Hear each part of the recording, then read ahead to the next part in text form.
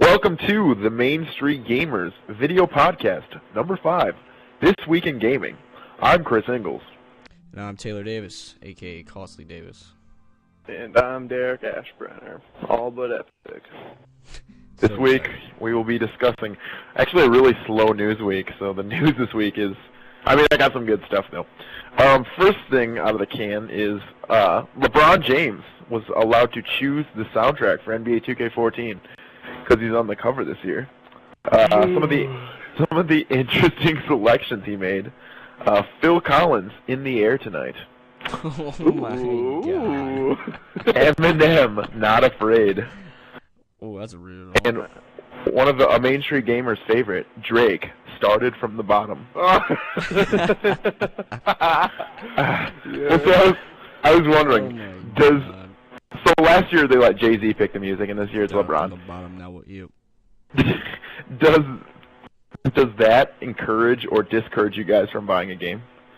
That music doesn't really bother me. I mean, he obviously has a taste in music, so I don't think he'd pick any horrible songs except for that Drake song, just because it's so repetitive and annoying. But other than that, I don't really care. I appreciate good soundtracks in a game, but it's never discouraged me to do anything Yeah, I'm never that's gonna make or break me buying a game or liking a game. Actually, this is gonna sound really weird, but I did notice that the music for NBA 2K13 was amazing. It's not even that it's good; it's just current music. So and it's popular stuff, which is it's weird recognizing the music. Alright, so what's your guys' favorite soundtrack from a game? Soundtrack in a game? Yeah. I think you have to say Super Mario Brothers every time. No, actually not. It's the same. That music is so iconic, I like Tony though. Hawk. Tony Hawk Pro Skater 2's soundtrack was pretty good. All the ska, Oh, what's that song they used? Superman, or what? Yeah. You know what song I'm talking about? Yours is Super Mario. Yeah, well, it has to be. That's such iconic video game music. Mine would be Grand Theft Auto San Andreas. That's probably my favorite soundtrack. I still remember that, loading music. That's another whole other conversation, because Grand Theft Auto does something a little bit different with, the radio station. Yeah. And with Grand Theft Auto 5 coming back, is there anything you guys want to see from the radio stations? What if there's going to be, current radio stations? What if you're going to be able to actually program, That, see, what would be really sick is if you could, stream... Internet radio? Yeah, iHeartRadio app inside the Grand Theft Auto game. Or, that'll never happen, but... On the dashboard? Yeah. That'd be sweet. Last FM, Pandora, something like that. That'd be cool. That would be amazing. Crazy. Yeah. I wonder how much it would take for them to do that. It'd probably be a lot, but... Maybe that's... We can dream, can't we? That's the future. In other news, DICE came out and said that Battlefield 4 players may be allowed to transfer stats between generations if they pick up the game first on Xbox 360 and then play it on the Xbox One. Derek, as the resident first-person shooter player, is this something that interests you?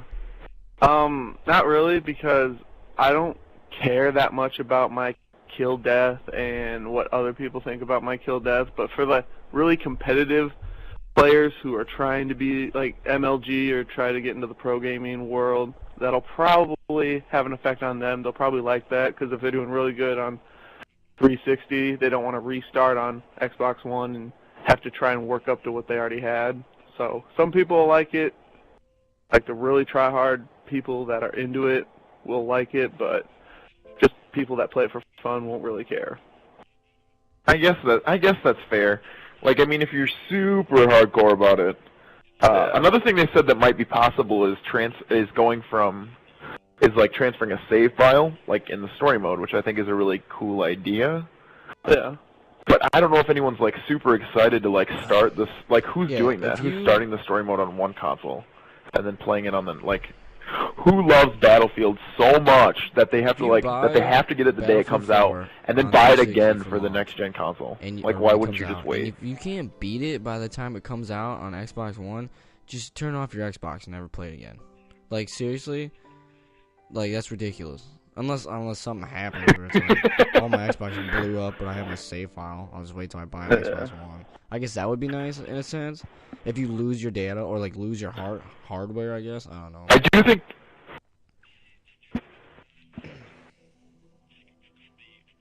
I do think it's cool that like a big company on a big project is actually doing something really cool to help gamers make that transition.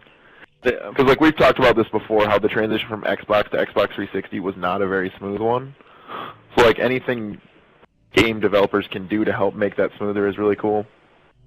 So, I mean, I don't like this implication of it, but I hope it leads to cooler things and cooler the thing that just sort of drives me communication between the Xbox 360 and the Xbox One and switching PlayStation to, 3 and the next PlayStation 4. generation or a different console, it's a leap of faith. Like, people just always want to, like, attach strings to it and, like, want to be eased into it. Just let go of the fucking past and move on. Like, it's a new generation. Just get over it. You know? Yeah. Yeah, I think exactly. that's fair. Same thing. Like, I don't understand. That's what kind of ties into the backwards compatibility. When everyone loses their mind when the point in having consoles are not Xbox backwards One compatible. if we just But keep playing who? old games, that's stupid. Yeah, who's like?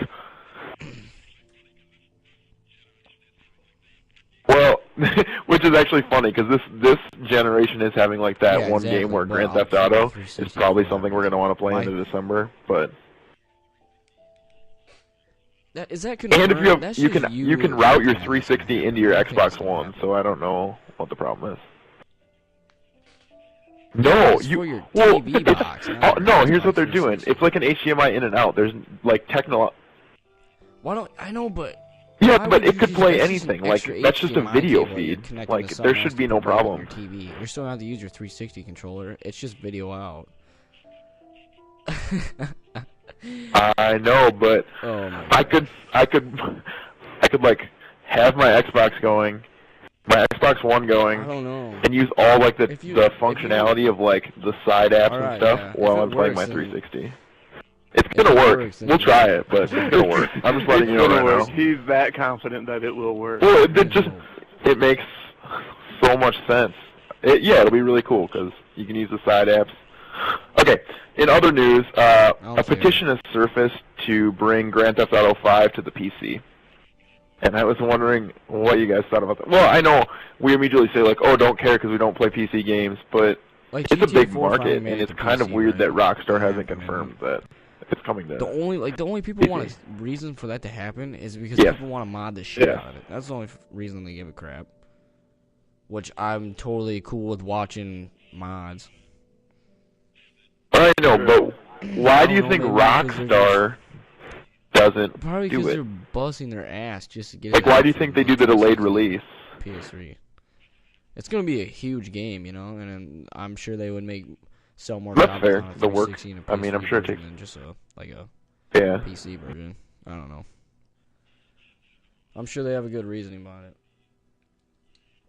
I don't know. I don't really care if they put it on PC. Yeah, I mean, just you don't like wanna, I want to like- play the game the way that the You don't wanna developers want me as to an play the game. elephant. Like Did you see that mod? I try not to Mod adjust any of the elephant, settings or and you play anything. as an elephant. Well, like Oh well, my god.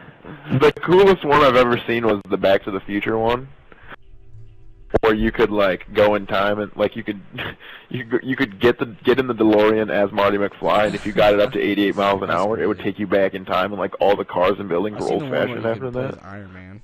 And then you could go back into the There's, future like, and cool stuff. That's mods kind of and cool, stuff, but it's not my cup of tea. oh yeah, that looks really cool too. I still don't. Yeah, I don't know. Big deal. Another. This was actually, I thought, the biggest news of the week. Microsoft is allowing self-publishing for indie developers on the Xbox One. People have Yep. come Which out and is- said, like, indie developers have come out and said, like, Yeah, Microsoft, people lost they've their been, like, minds. kind of jerks. Like, they're not easy to work with. And that was a big deal, and that's why, like, PlayStation was getting all these, like, indie support Yeah, and because it was so easy to work with PlayStation, apparently, and Microsoft were kind of Journey and stuff like that. Yep. Which is, Yeah, I mean, because I'm glad Microsoft this is taking podcast the wouldn't be steps happening to right now sort of if it like wasn't for repair that 4J. relationship with indie developers. Mowing, like, on an indie game, you know, so. That's true. Yeah, it's started Yep. somewhere. I mean, it's Minecraft's not really indie anymore, but Yeah, it was. pretty cool. I mean, well, it is, but It's such a blockbuster now that it doesn't matter. Yeah, I definitely hope that Microsoft starts to see some of really the starting to smooth things PlayStation over. indie exclusives. I mean, obviously they won't get the ones that have already happened, but Actually, can I say something? yeah, I'm really excited about the really excited about the direction of that. In other indie, Fez 2 Yeah, has go been for it. reportedly canceled. Have you played Fez? It was I saw it that. was a 2D, 3D I haven't. platformer. So like your Did you? Fez character was a 2D character, but he lived in a 3D world. So like Oh, that sounds cool. as you would move around, the world would spin and stuff. I've never actually played it, but it looked pretty cool. And I know it did pretty well. And there's actually there's a documentary on it. Or no, that was Yeah, something it did really well, both in sales There and was in something I like was watching in about Fez. But yeah. Well, I mean, it's sad, but it's so tough for those games to get funded. Like, I understand it. And I guess. I don't like sequels, so maybe those indie developers should work on a new independent property.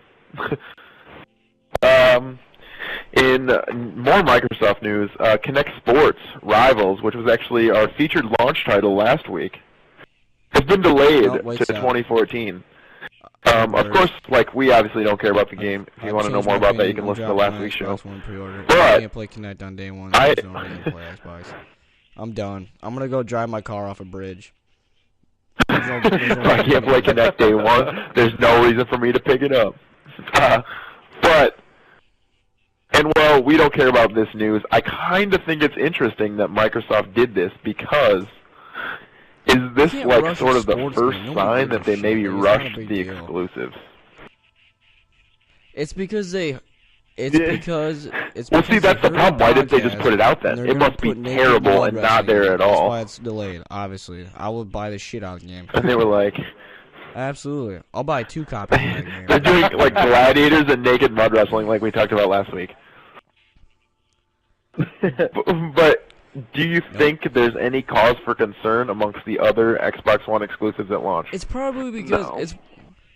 See, it makes me worried though, because I'm just like, well, what if they try Well, what game are you worried about? What exclusive are you most worried about now then? Dead Rising 3 is the big one, and also Forza. Like, I don't play those games, but Forza is always there like was the some big. weird bug where when you were throwing a football, is there any chance that those two are rushed? And they couldn't rate it E anymore, or some crazy crap like that.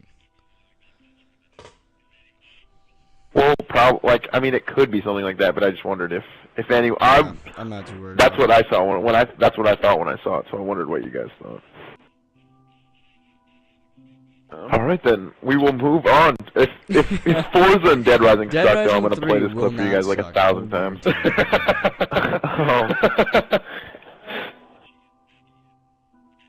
Okay, we'll see. We'll see if it's glitchy and buggy and okay. Moving on to this week's releases. Everyone get excited. The drought that we are in right now is just brutal. 2 games this week. Arcania, the complete collection. Yeah, I've seen it before on the dashboard. Does anyone have any interest or know what this game is? It's an RPG, like magic, weird thing. It's not very cool. It's like a fantasy game, right? Yeah. Okay. And the second game is a game that you have experience with, Davis, that I've never played. Terraria, the Collector's Edition. Terraria, of course, being a sort of a 2D Minecraft game that, like, sort of a platformer. And it's been on Xbox Live Arcade for like 6 months now, and now they're putting it on a disc and allowing you to buy it. I did not enjoy Terraria at all. I didn't. Yeah, a lot of people like it. I know you didn't enjoy it, but some people like it. I mean, it has a decent following. I don't know. I didn't buy it just because, like, I didn't like. I mean, why would I play a Minecraft clone when I can play Minecraft? Like, that's what I don't understand about any of these clones. I mean, I realize it's different. I know, but sort of. I actually don't know which came first. That's obviously the main inspiration of the story, or of the game. Terraria was on PC before it came to Minecraft did. No, they weren't close at all, dude. Yeah, that's what I'm saying. I don't know which came first. I know. Same with Minecraft. I know. Guys, I know, but Minecraft came first. I would be willing to bet my life on it. I'll figure this out. No, but it suck. Why would Arcania? So those are coming out. Is it anyone have any interest in either of those? What is it? No. Yeah, Maybe I'll go it's a rent it. disc I've of been like so bored lately. all the games so far. I don't know how many there've been. I think there's been 3 or 4. It's time for this everybody's favorite segment. Name that character. Oh God. This week we only have one for you because it's kind of tough. Yep. We'll see how you guys do. Are you ready for the clues? Yes. Ooh. Oh. You could say that I'm a rock star. I got nothing. I live in a cul-de-sac, but am not exactly a suburbanite.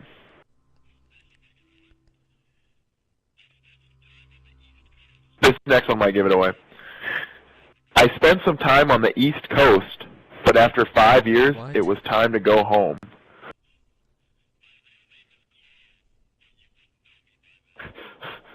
My real name is Carl, CJ, but you Carl wouldn't Johnson. know me by that. Yes! Congratulations. My victims include Big Smoke, Big Papa, and Jizzy B. I am a member of the Grove Street families. Backstory. I call Los Santos home. That was on the trailer, though, that I spent some That's time what on the it sounded East Coast, but after 5 years, it was time to go home. No. For some reason, I give everybody I'm impersonating that voice. Like, if you watch that's the same voice that I gave Vin Diesel in the Fast 7 trailer. Next segment is launch title. Featuring a launch title game. Every week we discuss a game that is coming out at launch for either the PlayStation 4, Xbox One, or both. This week's game, Battlefield 4. Derek, have you played any? Now I turn to you, Derek, because I don't really play Battlefield. I don't really play shooters. I've never played Battlefield in my life. Wow. Yeah. Okay, so here's my main question. Is anyone excited for Battlefield 4? No. I'm intrigued. Like, I wouldn't say that I'm excited for it, but I'm definitely intrigued by, like, how well it's going to do. Because it seems like they're really taking steps to try and, like, take that first-person shooter crown from Call of Duty. 2, I would buy it in a heartbeat. Because I played the crap out of Bad Company 2, and then Battlefield 3 came out, and it was just totally different, and I did not like it at all. Okay, so what made you like Battlefield Bad Company 2, and what made you dislike Battlefield 3? It was really good, and it didn't take itself, like, it took itself seriously, but, like, the characters didn't take themselves very serious, and it was really fun and, like, funny.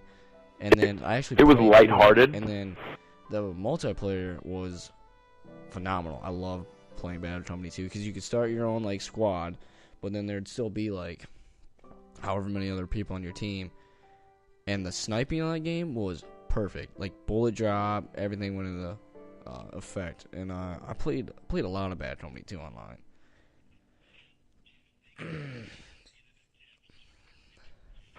So, do you think that in an attempt to mimic Call of Duty, Battlefield took kind of a step back in your mind for Battlefield 3? And it's nothing, like, it's obviously not a sequel to Bad Company 2 or anything. And they really started to compete with Call of Duty, and they made, like, a really serious campaign, and it was really military-based shooter and everything. And I hated it. I hated playing it. I did not like it at all. And then the multiplayer, it was some of the. Okay. It was alright. I guess I didn't. None of my friends were playing it, so that was another big thing. Like, I enjoy playing Battlefield multiplayer. I don't ever have anybody play with it though. But there was still some. Yeah, I mean, that's part of it too. Not being. The multiplayer was just Call of Duty. Was just everybody was Call of Duty. It was Call of Duty bandwagon. That's what I got on. It was alright, but it wasn't as exciting as it should be. And like the game modes were just like Rush and Conquest and stuff. They're alright, but they kind of get lame after a while. And then of course they have like Team Deathmatch, and then it's just kind of like there's vehicles. But if I want to actually play a fun first-person shooter with vehicles, I'll go play Halo. Like that's just how I feel. That's fair. Do you think that Battlefield 4 ever has a chance to like catch Call of Duty in the first-person shooter world? Probably not, just because of how realistic Battlefield makes it, and Call of Duty likes being able to do all their quick scopes and fancy trick shots. That's really fair. Probably not. I don't know. It's like I'm not a big first-person shooter guy, but I kind of intrigued by like we all saw that E3 like trailer thing that they showed where you're in multiplayer, you take down that building. I think that's really cool, and I like when games innovate. It's just 2 different playstyles. So, I mean, depending on how it doesn't launch, I might have to pick it up. If you want, like, I'm definitely thinking about it. In a sense, it's not. I think they're gonna take a step back from realism because, like, now you're jumping off of buildings that are getting blown up and parachuting and shit. So, I don't know. So here's why I'm kind of excited for. Like, I know I talk about the game a lot. Sunset Overdrive. I'm excited for it because I feel like there is a market for sort of an arcadey shooter. Because, like you said, Battlefield Bad Company 2 was kind of that arcadey shooter, and now Battlefield 3 has gone in like an ultra-realistic direction. So I feel like there's space in there for people who like the shooters, but kind of also like to not take themselves too seriously, you know. So it'll be interesting to see how Battlefield 4 does. And if they continue to take this, just trying to go head-to-head with Call of Duty more than anything. Because, I mean, that's their only competition right now. That's any first-person shooter's only competition, I feel like. It's just like, they're all 3 just different. Like, Halo is like a... And it's a sci-fi... Well, see, the problem with Halo doesn't come out frequently enough to compete, like, on the scale that... Yeah, that's what I'm saying. And it's... Yeah, and Halo's not really... I would say Halo's more sci-fi than military. PS4. Yeah. Well, that's another thing. Like, do you think Halo would ever sort of go back to that ODST model and like take a more military approach to a Halo franchise? But it wouldn't. I don't think they have to. I don't think they ever will because I don't think they have to. They have nothing to prove. Yeah, exactly. Derek. Yes. Is there anything? Here, this is my question for you. Is there anything that they could add to or that you could see from Battlefield that would make you want to pick it up instead of Call of Duty? I've just never given Battlefield a chance. I have a lot of friends that have played it and said it's really good because you actually have to try. You can't just go running in and get lucky. Yeah. So I've never picked it up to give it a shot. So I don't know. I'm not going to just say I'd pick Call of Duty over Battlefield just because I haven't played Battlefield. Did you see the E3 trailer where they brought down the building in multiplayer? I did, and it was pretty cool. Yeah, that was the one. That was the one video that I was like, see, that's the reason, like, maybe I should try Battlefield because that's really sick. Over Call of Duty because it's actually like it'd be like us 3 in a squad or whatever, and then we'd actually like plan out actions, and it's different. Yeah, we'd have someone to call out and the difference, and it'd be legit. The difference from Call of Duty is a lot more, and then we all just try to get as many kills. So we've talked. There's no absolute work involved at all. Nothing. Absolute zero. True. Yeah. Well, see, that's what I think that's what they're trying to do with. We've talked about this before, but they have that new smart glass application where there's like a command mode where like one person is the commander. And they're playing in the game, but they also have the map on their like iPad or touch on the smart glass, so they can kind of direct where people are, which I think is a good way to encourage like tactical communication between teams. You know, so maybe that. Yeah, Call of Duty. I feel like that's something they could do that Call of Duty isn't doing. Is like encourage the microphone to be used as tactical instead of like smack talk amongst 13-year-olds. I don't know. All right, so maybe. Davis, buying Battlefield 4? Yes, no, maybe. Derek. I will rent it and give it a shot, and if I like it, that'll decide if I buy it or not. I feel like I'm in the maybe camp too. I mean, definitely want to see more of it, but it's definitely like a possibility as a launch game, especially with the lack of launch game luster. I mean, there's some big titles, but like when you get a new console, there's definitely always like, oh hey, I'll throw that game in because you're already paying so much for the console that you're more willing to throw on an extra game. So it'll be interesting to see what happens there. This week on the favorite segment, we are going to discuss our favorite Mario power-ups. Oh, favorite Davis, Mario power-up. you have a power-up for me. I don't know. I like to throw fireballs at people. Could be from any of the games. I like the fire one too. Definitely underrated. People take it for granted because it was the first one, but I definitely love it. My favorite Mario power-up is the bee suit. Have you guys played Super Mario Galaxy? The first one? You get to be a bee, and it's awesome. Not only does Mario look amazing in the bee suit, he gets to fly around. He's got a stinger. It's a pretty good power-up. But I'm also excited. I was gonna say the cat one that's in the new 3D Mario game that's coming out, but since I've never actually played for it, I thought that would be cheating. So, but the cat one, you can like run up walls and stuff. And let's face it, Mario as a cat, ballin' idea. That dude at Nintendo got a huge bonus. Derek. Oh man. Mine probably has to be the star. Oh, the star is... Okay, so this is super nerdy, but in Super Mario Brothers 3, I love the star, because like when you made him jump, he did a front flip. Super Mario. Yeah. And it was The sick. Land one that came out on the DS, the 3DS. If you actually died a certain amount of times in a row on a level, they would give you a permanent star power, so you could beat the level. Oh, yeah. And sometimes I would just get The mad, superstar. I don't want to try anymore. And I just Yeah. a bunch of times, and then I just That was quit pretty the level. funny. I beat the game. Like, I literally bought that game, beat it the same day, and then turned it in. Like, that's how I played the crap out of that game. I didn't 100% it, but I beat Yeah, okay, it. no, you didn't beat it, because you didn't get Yeah, it was 100%. I completed that game 100%. There was really only it was one really difficult level, I thought, in the game. In the first playthrough, anyway. The second playthrough was brutal, but I mean, there were parts of it that were brutal. But okay, so what are your guys' least favorite Mario power-ups?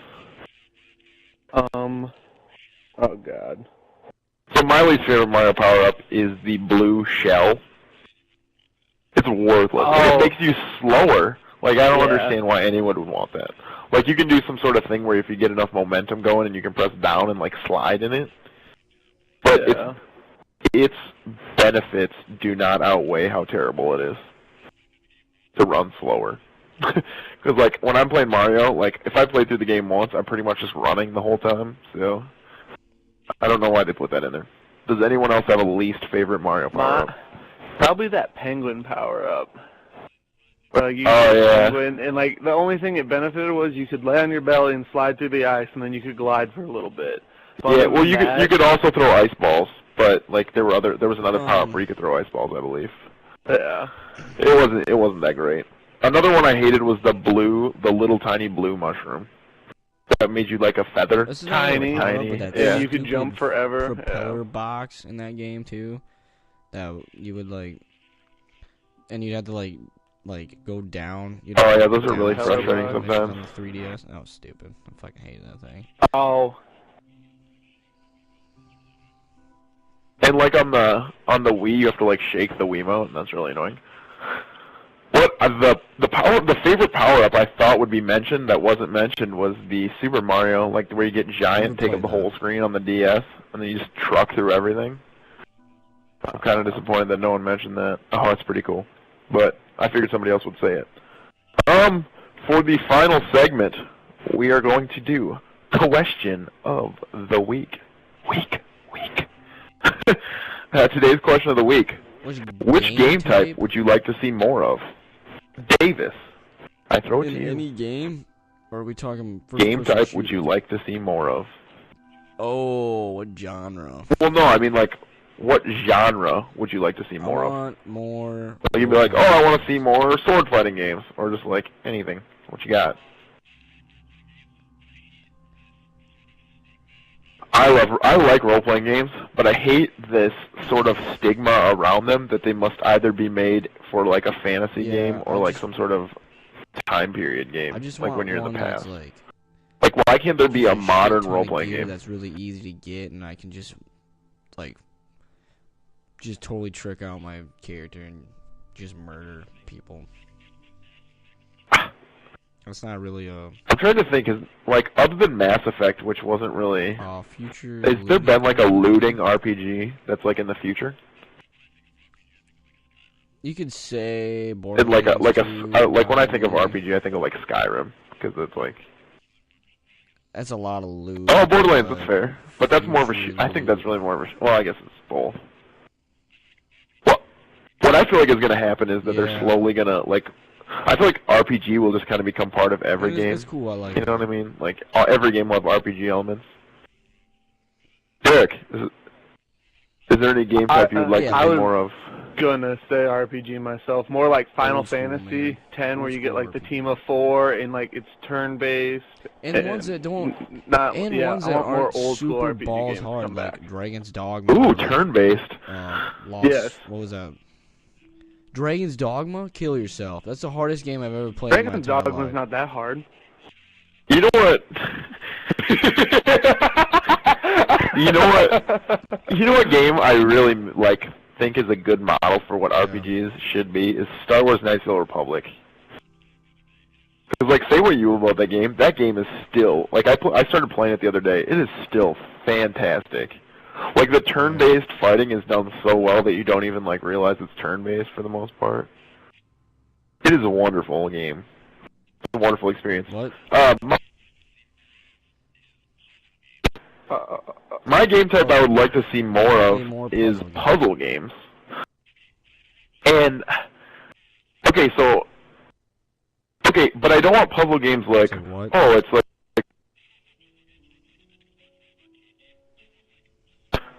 I don't want more puzzle games where it's like an Oh, Xbox okay. Live Arcade game. I want like puzzle games like Portal.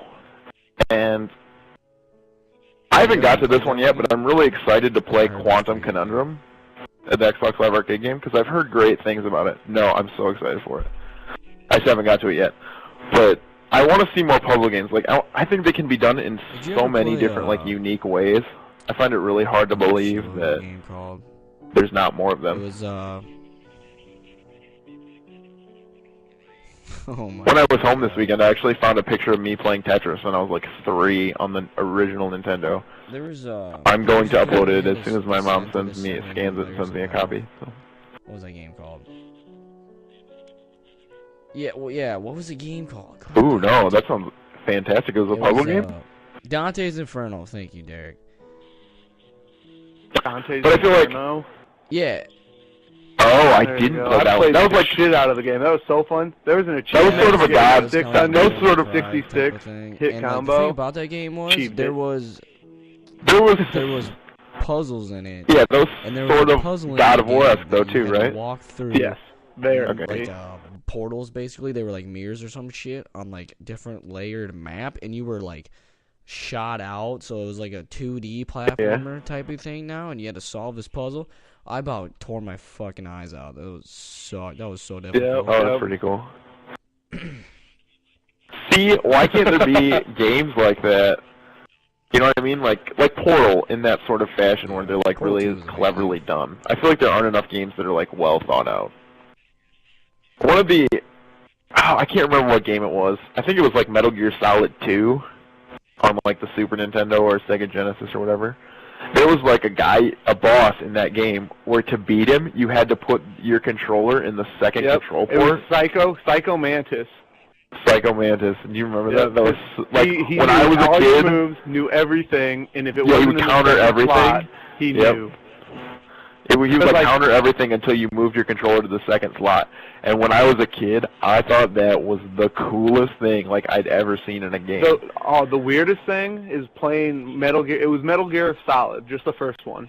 Okay. And on PlayStation, if you didn't plug it in your second port and stuff, and you waited long enough, he would like take control of the controller, and he'd like vibrate it, and it'd vibrate in a perfect square somehow. Like it was Oh, so that's weird. weird. And then he just, because if 15 minutes goes by and you don't do anything, it'll just start being super creepy and weird. But it was awesome. That's awesome. I wish like more games did stuff like that. I mean, it's hard. You can't do that now, obviously, but like I wish there was more cool stuff like that. Yeah, this has been Main Street Gamers video podcast number 5 this week in gaming. I'm Chris Ingalls. And I'm Derek We'll Ashbrenner. see you next week. Thanks for watching, and check us out at mainstreetgamers.com. Bye.